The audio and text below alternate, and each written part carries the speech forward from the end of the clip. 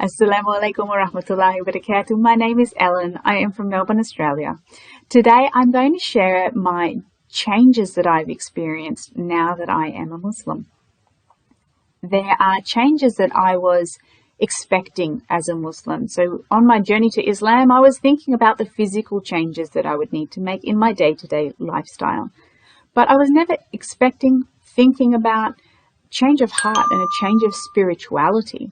I was thinking more of a duty rather than the gift that I would be getting from Islam.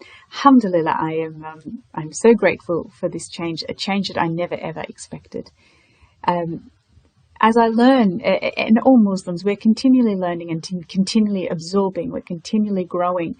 And there was a particular moment for me where I really felt a shift in my objectives of life and of this dunya, in this world. It was during COVID, and in Victoria here we were all going into lockdown. Everything was closing down except for the essentials of groceries and medicals. We have a business, my husband and I run together, so that's our livelihood, and knowing that that's going to have to close down, like all families, going through this panic of what are we going to do for our income, how are we going to support ourselves. So I was in a state of panic over this, and I was praying, and I was in sujood, and at the time my heart was trying to find the answers of how are we going to get through this. And at that moment I realized the only success is to come out of this with the love of Allah. No matter what happens, lose the business, lose the income, okay, but keep the love of Allah. Keep true to Islam, keep true to your faith, keep true to your honesty, your integrity, the commandments. Keep all of these and you will be successful. And it's alhamdulillah. Sometimes it just makes me speechless. I was so happy that lesson sunk in. This is the essence of Islam, and it's the essence of being a Muslim, and it's the essence of being a slave of Allah.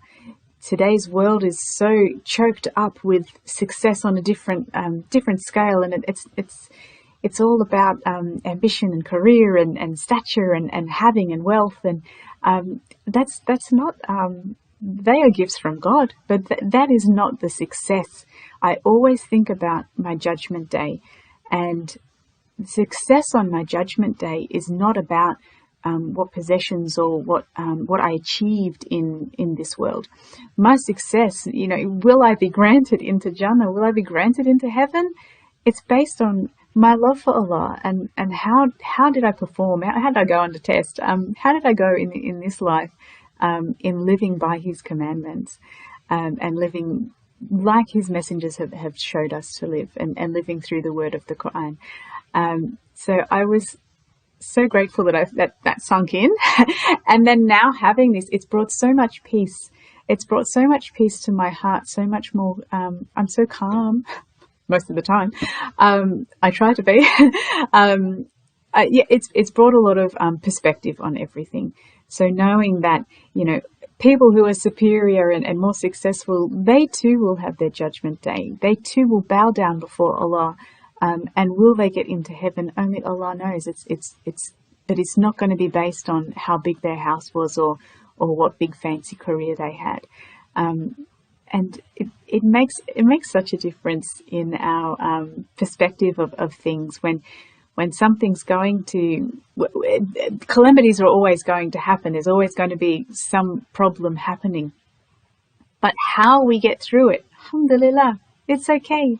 If it doesn't matter what the problem is, as long as we get through it with Allah, then we will be successful. We think about Prophet Ayub. He lost his house, he lost his business, he lost his wealth, he lost his family.